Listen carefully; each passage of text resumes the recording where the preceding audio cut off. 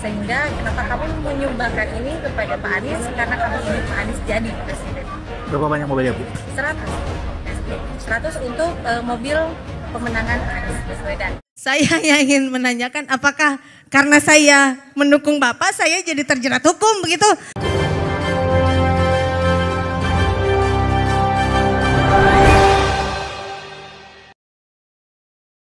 Assalamualaikum warahmatullahi wabarakatuh. Masihkah Anda ingat seorang warga yang menyumbang 100 mobil untuk tim pemenangan Anies Muhaimin di Jawa Barat? Nama salah seorang warga tersebut bernama Eka Nugraha, yaitu orang Sumedang, Jawa Barat. Nah, Ibu Eka Nugraha ini akhirnya hadir di acara Desak Anies yang diselenggarakan oleh Total Politik. Nah, Ibu Eka ini menceritakan kepada Anies Baswedan. Jadi setelah Ibu Eka ini menyumbang 100 mobil kepada tim pemenangan Anies Muhaimin, Ibu Eka ini menceritakan kepada Anies Baswedan bahwa selama ini mendapat berbagai ancaman, yaitu diteror dan disangkakan dengan berbagai kasus dan diaudit keuangannya. Dan akhirnya Ibu Eka mempertanyakan kepada Anies Baswedan, apakah saya dengan mendukung yaitu Amin, maka saya dijerat berbagai kasus hukum.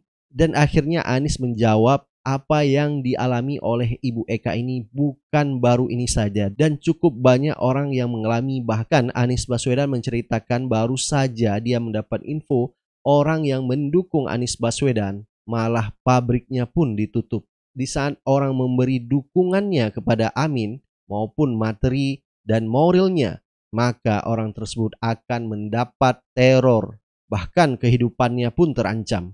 Dan ini sangat menyedihkan. Inilah wajah demokrasi kita sekarang. Baik, sebelum kita lihat cerita Ibu Eka kepada Anies Baswedan, sebelumnya kita lihat dulu video, yaitu Ibu Eka menyerahkan 100 mobil untuk tim pemenangan Anies Muhaimin. Bisa jelaskan, Bu, kenapa memberikan bantuan kendaraan ke ini Anies, Bu? Staf Menteri untuk pemenangan Pak Anies. Bismillahirrahmanirrahim. Assalamualaikum warahmatullahi wabarakatuh. Saya perwakilan santriwati seluruh Jawa Barat sangat mendukung Pak Anies. Kenapa? Karena tadi yang pertama, Pak Anies itu ada seorang yang intelektual, yang cerdas, namun tetap menjunjung tinggi nilai-nilai agama, sehingga kami sangat ingin beliau menjadi presiden. Apapun visinya, apapun misinya, itu sangat relevan dengan cita-cita kami sebagai santri dan santriwati. Sehingga kenapa kamu menyumbangkan ini kepada Pak Anies, karena kamu ingin Pak Anies jadi presiden. Berapa banyak mobilnya, Bu? 100 untuk mobil pemenangan Anies Baswedan Di Jawa Barat? Di Jawa Barat. Ya, nanti untuk Jawa Tengah dan selanjutnya juga kita ada jejaringnya sampai pusat. Jadi Laskar Santri ini punya kepengurusan dari pusat sampai tingkat kecamatan, bahkan kita sudah siapkan bahwa saatnya sekarang santri mengawal KTP. Jadi sekarang santri-santri tidak harus diam di kobong hanya baca kitab, tetapi seorang santriwan dan santriwati harus mampu menjadi seorang direktur, harus mampu menjadi seorang insinyur, harus mampu menjadi seorang gubernur bahkan ke depan. Rencana berapa banyak akan diberikan kendaraan? Rencana berapa banyak? 100 kendaraan. Visi misi apa, Bu, yang paling berkesan menurut Ibu? Kalau yang pernah saya dengar ya, karena kan kalau secara langsung bertatap muka, komunikasi dialog langsung gitu. Tetapi walaupun tidak sampai lama, itu kami menangkap bahwa visi yang paling berkesan adalah yang pertama, Pak Anies siap membangun manusianya.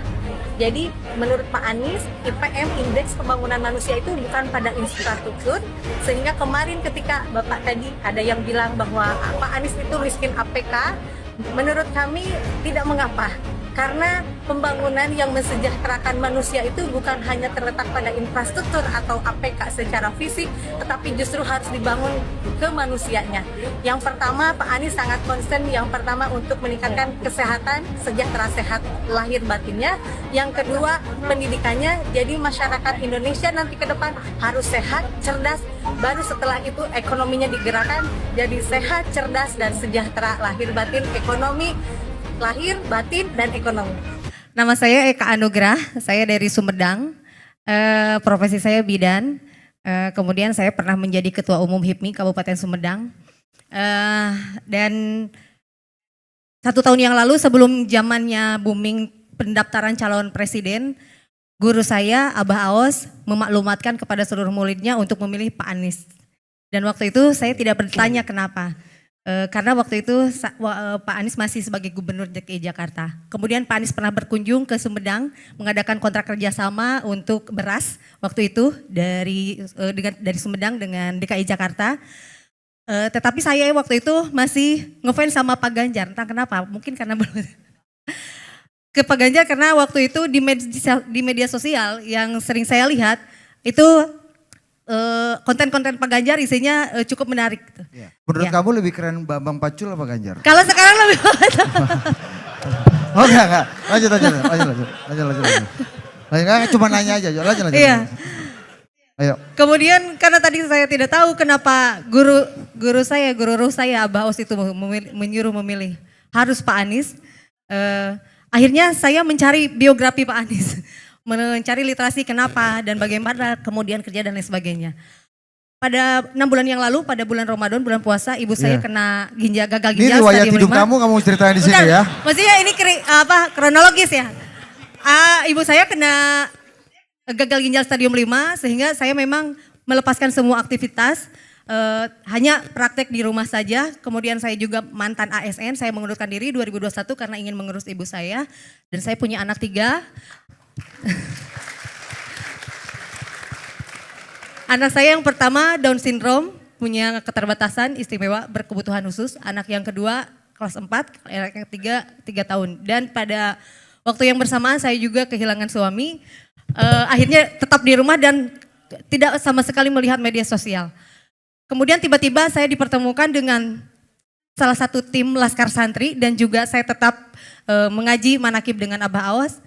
Pada saat itu saya diajak untuk mendukung Pak Anies. Kenapa? Alasannya tadi saya niat khidmat kepada guru dan saya menyerahkan semua aset yang berhubungan dengan ibu saya, anak saya, adik saya itu disumbangkan 100 mobil untuk tim pemenangan Anies kepada Laskar Santri, amin, di seluruh Jawa Barat. Dan akibatnya saya sekarang justru karena itu viral, saya tidak tahu itu viral, tapi ternyata sekarang katanya viral dan banyak yang datang ke rumah saya pada minta mobil. Dan banyak juga yang minta APK karena khawatirnya waktu itu tim Anies ini APK-nya paling miskin. Nah yang ingin saya pertanyakan Pak, apakah saya ini akan terjerat hukum? Katanya saya udah dilaporkan ke Bawaslu, kemudian ke aparat-aparat hukum yang lain, kemudian saya juga diaudit dan lain sebagainya. Saya yang ingin menanyakan apakah karena saya mendukung Bapak saya jadi terjerat hukum begitu. Padahal kan saya hanya lillahi ta'ala niat khidmat ke guru, alhamdulillah. Ibu saya saat ini sudah bisa berjalan normal. Amin. Alhamdulillah anak saya juga sehat walafiat dan saya sekarang kesini juga dengan anak saya. Itu Pak, jadi selama ini ngerasa dihoror terus, diteror terus. Banyak kamu nanti begini. Apakah memang semua pendukung Pak Anies akan disepertikan saya gitu? Karena hampir setiap keluar rumah takut. Terus kemana-mana disorot gitu. Padahal tidak mengharap apa-apa. Saya hanya ingin punya pemimpin yang baik, yang amanah.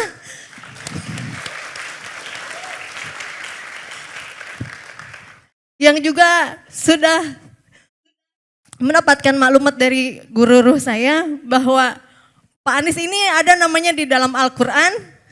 Amin itu disebutkan 14 kali dan Caimin itu adalah wakil presiden ke-14 kali. Dan mudah-mudahan itu memang menjadi doa. Presiden 2024 adalah Pak Anies Rashid Baswedan, amin. Dan ketika hadir di acara kami di berbagai daerah, ketika kami pulang mereka yang hadir sering mengalami pemeriksaan macam-macam. Ada yang usahanya bahkan ditutup, diperiksa oleh sebuah badan tentang kontennya yang diproduksi. Dan produksinya tadi pagi saya mendengar pabriknya ditutup. Kenapa? Kita nggak tahu kenapa sebabnya. Tapi yang jelas peristiwa mereka sudah beroperasi bertahun-tahun, kemudian ikut dalam kegiatan yang melibatkan Anies dan dia ikut mendukung. Lalu sesudah itu dia mengalami pemeriksaan lengkap dan sampai akhirnya ditutup pabriknya. Ini true story saya tadi pagi rasakan. Dan setiap kami ke daerah kami menemukan peristiwa persis yang disampaikan Ibu Eka. Itulah sebabnya kenapa kami ingin memperjuangkan kebebasan berpendapat, kebebasan untuk berdemokrasi. Karena negeri ini sesungguhnya adalah negeri merdeka yang kita harus memberikan kesempatan pada siapapun untuk memiliki kesetaraan. Dan itu mulainya dari puncak. Dari puncak. Bapak sekalian, kami melihat bahwa demokrasi itu memberikan ruang kepada perbedaan pilihan. Dan ketika ada perbedaan pilihan, negara harus mengambil sikap netral atas perbedaan pilihan itu. Kalau negara tidak mengambil sikap netral, maka kita bukan lagi demokrasi. Jadi perjuangan kami sekarang itu malah menjadi makin yakin bahwa kita berjuang untuk mengembalikan agar demokrasi yang sesungguhnya bisa hidup di negeri ini. Bukan demokrasi yang semu seperti ini. Jadi Bu, apa yang Ibu kerjakan, apa yang Ibu alami itu dialami semua. Bu, kita berjuang sama-sama di sini dan menurut saya seluruh rakyat Indonesia seharusnya memilih kebebasan. Mau pilih nomor 1 boleh, mau pilih nomor 2 boleh, mau pilih nomor 3 boleh. Dan negara tidak boleh memberikan sanksi, tidak boleh bersikap tidak netral atas itu semua. Dan mudah-mudahan Ibu di Sumedang dengan Ibu bicara di sini, mudah-mudahan tekanan-tekanan pada Ibu itu malah justru berkurang, tidak bertambah. Kalau bertambah, laporkan, kita akan ceritakan kepada rakyat Indonesia semua. Bahwa ada orang yang menjalankan haknya lalu kemudian diproses. Ternyata ini bukan hanya isu belaka tetapi ini langsung diungkapkan oleh Ibu Eka Nugraha bahwa benar adanya jika selama ini beliau tanpa pamrih mengharap perubahan Indonesia melalui Capres Anies Baswedan menyumbangkan 100 mobil kepada tim pemenangan Amin, maka beliau mendapat tekanan, teror, yaitu sampai akan dijerat dengan berbagai kasus. Ini cukup menyedihkan. Inilah wajah demokrasi Indonesia sekarang. Anak bangsa membantu dengan tulus, tapi malah diperkarakan. Bagaimana Indonesia akan mendatang jika salah satu calon atau capres terpilih adalah sosok yang ingin mengekang demokrasi kita, bahkan hak untuk berpendapat dan berekspresi malah dikekang dan bahkan bisa diproses hukum. Sampai kapan Indonesia akan seperti ini? Mudah-mudahan kita berdoa demokrasi kita mendatang tidak seperti ini lagi. Assalamualaikum warahmatullahi wabarakatuh.